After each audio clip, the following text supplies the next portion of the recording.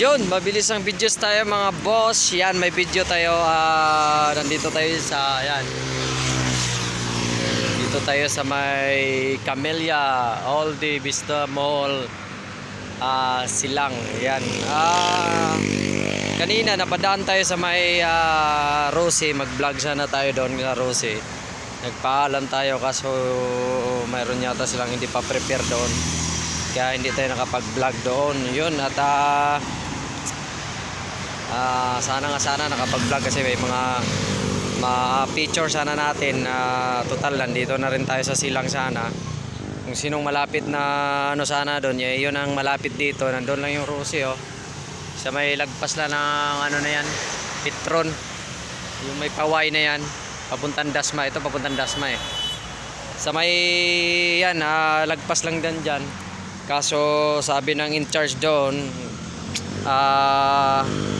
di pa raw sila handa, kaya hindi natuloy yung ating ano doon, ating mabilisang videos doon. Yan, at yan, bibigyan ko na lang kayo ng konting clips at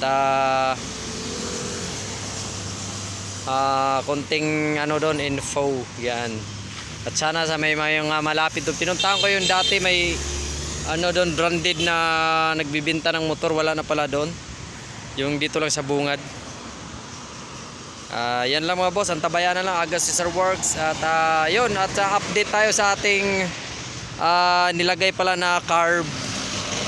Yung sa pang XRM, talagang hindi siya hirap ituno doon sa ating Mio.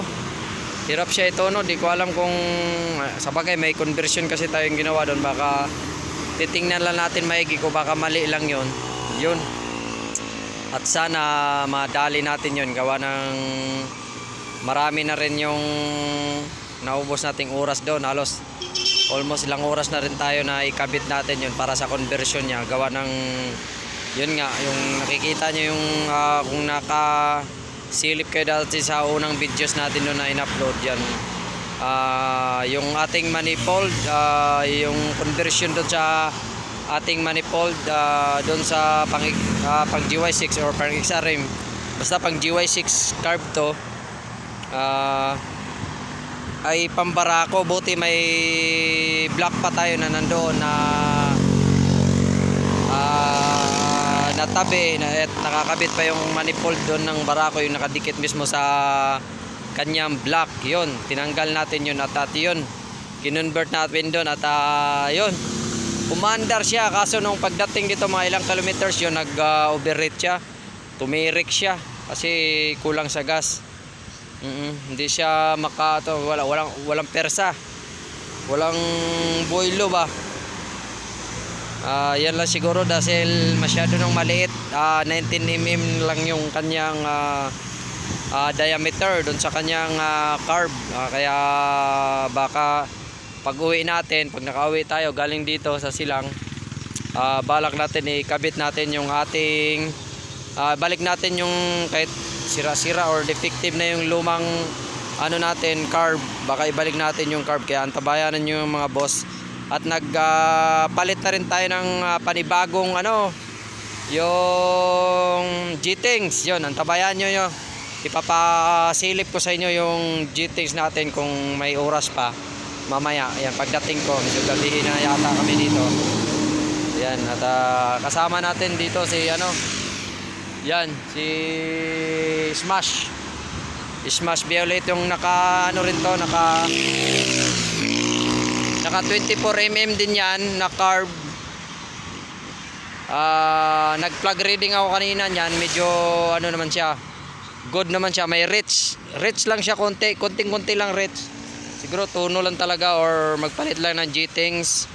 Hindi ko na kasi naasikaso to, hindi ko na to naasikaso gawa ng busy yan ako. At may driver to, minsan yung driver nagpapaano, si Boss Kenneth ang driver nito, minsan siya nang gumagawa niyan, kaya hindi na natin naasikaso. Pero kung naalala nyo yung nag-viral natin na videos dito sa Smash na yun, sa ating YouTube channel, Aga Cesar Vlogs. At saka siyempre sa atin ding Aga Cesar Works sa Facebook, hindi siya nag-viral, pero sa YouTube nag-viral yan. Hindi ko alam yung ilang views yun, basta mga 50k 50k plus yata yung views natin dyan. Yun. At yan na, yan, tabayanan nyo na lang mga boss. At mamaya, bala ko isalpak na lang. At isauli na lang natin yung carb na yon doon sa may-ari. Siguro, bibiling ko sana yon. Gawa ng wala akong choice.